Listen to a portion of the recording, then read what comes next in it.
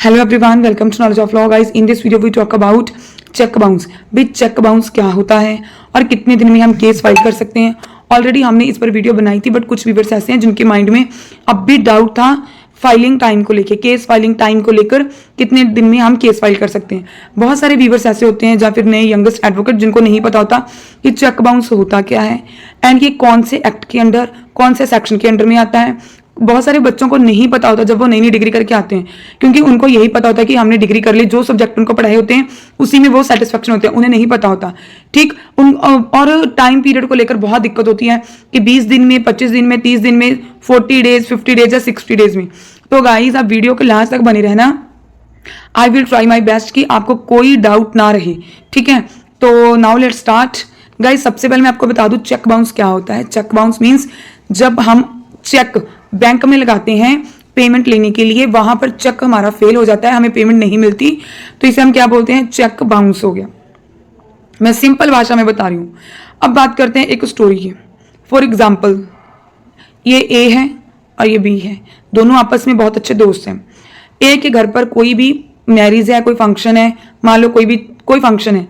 ठीक है, मान लो किस तारीख को है, 2/9/25 को. ठीक है, अभी 2 तारीख उनके घर पर फंक्शन है, बट भाई ग्रोसरी सामान तो पहले ही आएगा. ठीक है, जो भी सामान वगैरह वो तो पहले ही आएगा. अभी इसने काफी हद तक तो चीजें मैनेज कर ली, बट इसका ग्रोसरी का वहां पर दिक्कत आ गई. बी बोला कोई बात नहीं यार, अब मेरी शॉप है, उससे तुझे जो सामान चाहिए तू ले ले, पेमेंट बाद में आ जाएगी. ए बोला चलो ठीक है. गाइस इसने सामान लिया, बट इसकी जो पेमेंट है वो 2 लाख तक बन गई. ठीक है, क्योंकि पार्टी है, फंक्शन है, मैरिज है, तो इसका 2 लाख तक ग्रोसरी सामान बन गया. अब क्या है, ए ने क्या किया, बी को चेक दे दिया एज ए सिक्योरिटी के लिए कि कोई बात नहीं, पेमेंट ज़्यादा है तो आप ये मेरी इस बैंक का चेक रख लीजिए और आप 20 डेज में इसे कैश करवा सकते हो. ठीक है, 20 या 30 डेज में लगा देना, कोई बात नहीं. इसने 20-30 दिन में बोला कि आप 20-30 डेज के बीच इसे लगा देना और आपको पेमेंट हो जाएगी. बी बोला कोई बात नहीं भाई, टेंशन मत लो, हो जाएगा, तो पहले अपना काम करो. ठीक है, अपना जो भी आपका फंक्शन वगैरह है उसे मैनेज करो. ठीक, अब भी क्या हुआ, बी ने क्या किया भाई, 20 डेज कंप्लीट होने के बाद, ठीक 20 डेज कंप्लीट हो गए, उसके बाद इसलिए बैंक जाता है, बैंक में जाकर ये चेक लगाता है और चेक वहां पर हो जाता है बाउंस, फेल हो जाता है. वहां पर क्या है, पेमेंट नहीं होती. अभी मैं बता दूं कि चेक बाउंस होने के more than 1 and more reasons हो सकते हैं. ठीक है, 1 एंड मोर रीजन हो सकते हैं चेक बाउंस होने के, बट 2 ऐसे वैलिड पॉइंट हैं जो मोस्टली हम केसेस में देखते हैं. वो कौन से हैं, एक तो फंड इनसफिशिएंट, बैंक में आपके अकाउंट में पैसा ना होना, दूसरा सिग्नेचर मैच ना होना. मान लो कि यहां पर इसके फंड इनसफिशिएंट था. ठीक है, अभी बैंक ने क्या किया, चेक तो बाउंस हो गया. ठीक है, चेक फेल हो गया, तो बी अभी सोच रहा है अभी तो बैंक ने उसे एक रिटर्न मीमो दिया जिसमें बताया, उस रिटर्न मीमो में लिखा होता है गाइस कि आप जो चेक लेकर गए हो बैंक में वो किस रीजन से बाउंस हुआ है.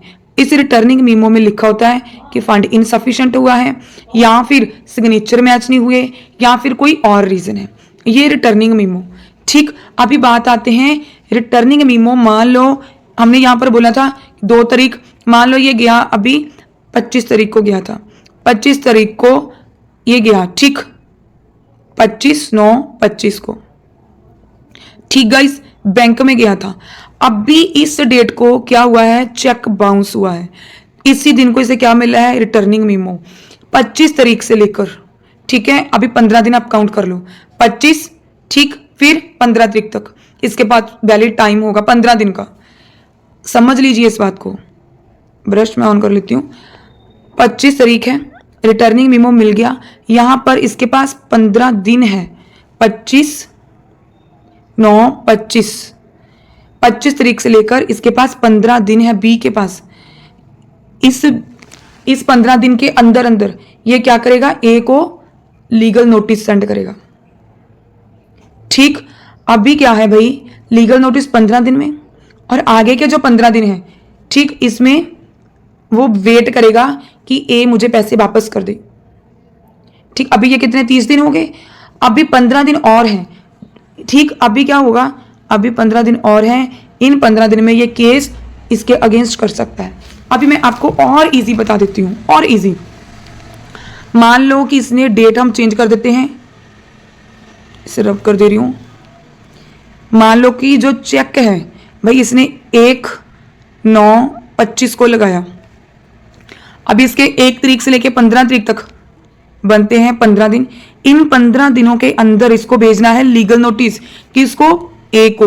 बहुत बार ऐसा होता है कि जैसे ही हम पार्टी को लीगल नोटिस भेजते हैं तो लीगल नोटिस से ही पार्टी पैसे दे देती है, फिर 15 दिन इसको वेट करनी होती है। मतलब 16 से 30 तारीख तक इसे वेट करनी है कि ए में भी मुझे पैसे वापस कर देगा। अगर 16 से 30 तारीख तक ये पैसे वापस नहीं करता तो बी के पास 1 तारीख 10/25, ठीक है, दोबारा से टाइम होगा 15 दिन का। 1 तारीख से लेकर 15 तारीख तक, 15/10/25 तक इसके पास टाइम होगा कि ये 15 दिन में केस फाइल कर दे। गाइस समझ लगा? 15 दिन में आपको रिटर्निंग मीमो जो मिल जाता है। जिस दिन से आपको रिटर्निंग मीमो मिलता है उसी दिन से आप डेट चेक करोगे। उस रिटर्निंग मीमो की डेट से 15 दिन आप काउंट कर लो। आप उन 15 दिन में लीगल नोटिस सेंड कर सकते हो। जैसे ही आपने वो 15 दिन लीगल नोटिस सेंड किया, फिर आप 15 दिन वेट करोगे, आगे के 15 दिन, ठीक है। उसके आगे के 15 दिन आप भाई क्या कर सकते हो कि उस 15 दिन में आप केस फाइल कर सकते हो। भाई अभी टाइम कितना हो गया? 45 डेज टोटल। 45 डेज होते हैं इस प्रोसेस के। इस बात का ध्यान रखना, जिस दिन रिटर्निंग मीमो मिलेगा, मैंने आपको बार बार बता रही हूं, बहुत डाउट होता है। 1/9/25 को आपको रिटर्निंग मीमो मिला और आपके पास 1 तारीख से लेके 15 तारीख तक टाइम है कि आप लीगल नोटिस सेंड कर सकते हो। 15, 16 और 2/30, ठीक है, 30 तारीख तक आपके पास टाइम है। आप वेट करोगे इस पार्टी की कि मे भी मुझे पैसे दे दे। और फिर जो 30 तारीख खत्म होगी, 30 दिन खत्म हो गए, फिर 1 तारीख से लेकर मान लो 1/10/25 से शुरू और 15/10/25 तक आप केस फाइलिंग करवा सकते हो। Total 45 days. अब मैं बता दूं अंडर सेक्शन, भाई अंडर सेक्शन है 138 नेगोशिएबल इंस्ट्रूमेंट एक्ट के अंडर आप 138 का केस फाइल करके अपना केस लगा सकते हो। आप ये सारी चीजें अगर आप चाहते हो कि इसमें जब हम 138 का केस लगाते हैं इसमें कौन कौन से डॉक्यूमेंट लगते हैं, जितने ज्यादा कमेंट आएंगे मैं वीडियो उस पर भी बना दूंगी कि 138 के केस में हम कौन कौन से डॉक्यूमेंट्स लगा सकते हैं, ठीक है। तो भाई मुझे पता है वीडियो थोड़ा लंबा बन गया है, बट आप ही के लिए बना है, तो आप देख लेना कि आपको इजीली अंडरस्टैंडिंग हो जाए, ठीक गाइज। तो अगर आपको वीडियो अच्छा लगे प्लीज इसे लाइक कर दो, शेयर कर दो, चैनल को सब्सक्राइब कर दो। Do you have any doubt please let to comment in the comment box. Thanks for watching. अगर आपको कोई भी डाउट होता है तो गाइज मुझे बता दिया करो, जैसे ही पॉसिबल बनेगा मैं आपको वैसी वीडियो बना दिया करूंगी।